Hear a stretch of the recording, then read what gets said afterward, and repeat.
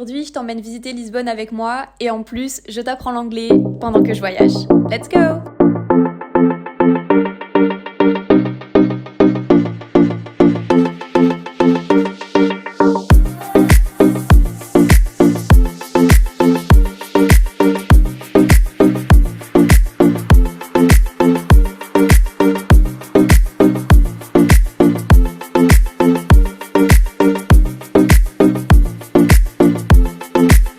Alors après la pluie, j'ai décidé de venir au musée puisque bon, le temps ici est vraiment imprévisible, à savoir que j'avais vérifié la météo au moins 1000 fois avant de partir et même ce matin, et au final je me suis quand même pris des averses comme pas possible et évidemment du coup j'avais laissé mon parapluie à l'hôtel.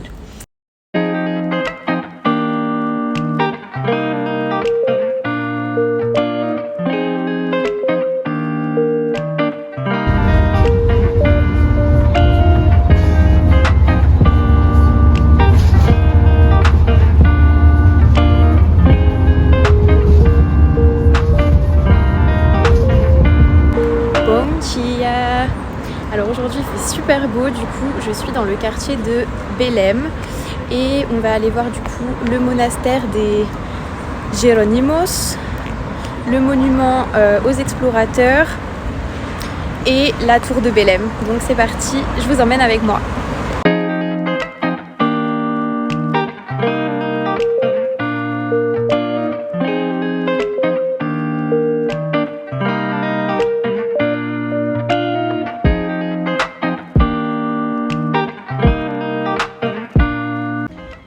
Et maintenant on va se diriger vers la tour de Belém en longeant les bords du Tage.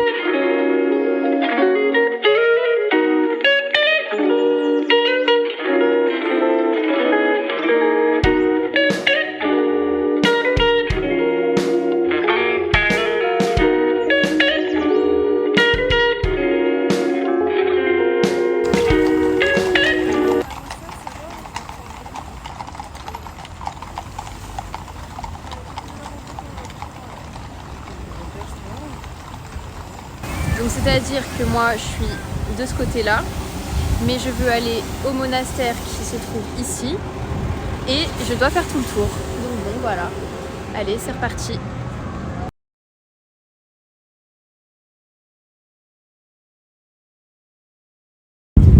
Oui, du coup petit English break improvisé pour dire faire la queue en anglais. Alors il y a deux façons de le dire. Il me semble que les British disent plutôt to queue. Donc ça s'écrit comme faire la queue en français et du coup ça s'utilise comme ça directement comme verbe, et les Américains disent plutôt to wait in line.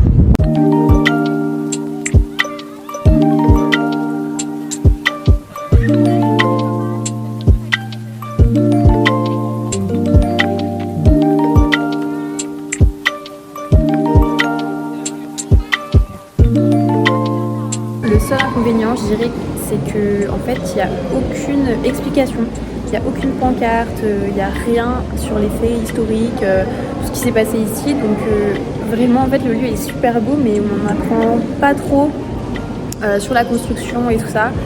La construction, l'utilisation, enfin son histoire et tout. Je trouve ça un tout petit peu dommage. Après c'est vrai que des pancartes ça ferait aussi un peu moins joli dans le lieu, mais bon.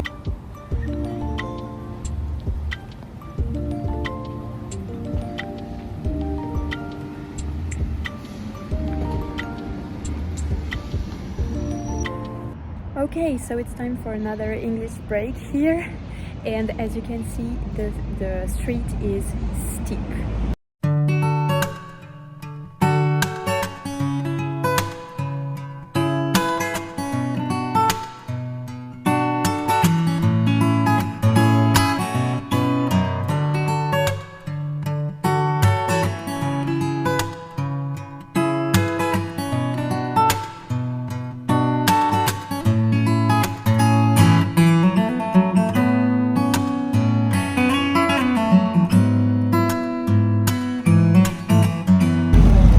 Aujourd'hui c'est mon dernier jour, donc là je suis dans le train, je vais partir en direction de Sintra. Donc c'est une petite ville à l'extérieur de Lisbonne mais qui fait quand même partie de la métropole et je vais passer la journée là-bas. English break here. So as you can see here again the way is very steep and as you can hear mostly I'm completely out of breath. Ce qui veut dire que j'ai plus d'air, j'ai plus de souffle. En gros, je suis au bout de ma vie quoi.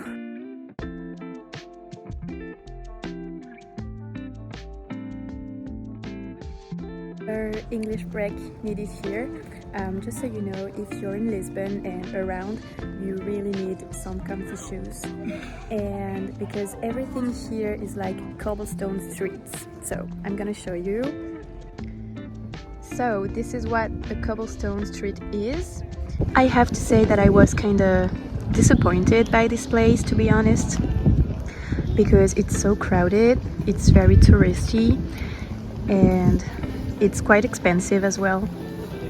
My take on this place is, well, it's pretty, I'm not gonna lie, but it's kind of dirty and it's a bit overrated in my opinion. Au palais de la Regaleira.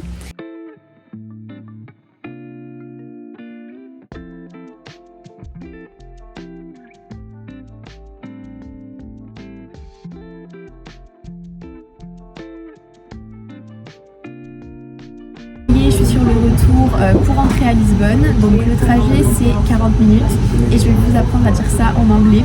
Donc pour dire un trajet de 40 minutes, en fait on va utiliser 40 minutes mais comme adjectif. Du coup c'est-à-dire qu'on va donner, on va dire 40 minutes ride. Et 40 minutes, du coup on va le lier avec un tiret et surtout on ne met pas de S puisque du coup ça devient un adjectif et comme tous les adjectifs en anglais il est invariable. So, it's a 40-minute ride. Comme vous pouvez le voir, je suis dans le train et j'ai une question pour vous, donc là vous faudrez répondre dans les commentaires. Est-ce qu'on dit I'm in the train ou I'm on the train?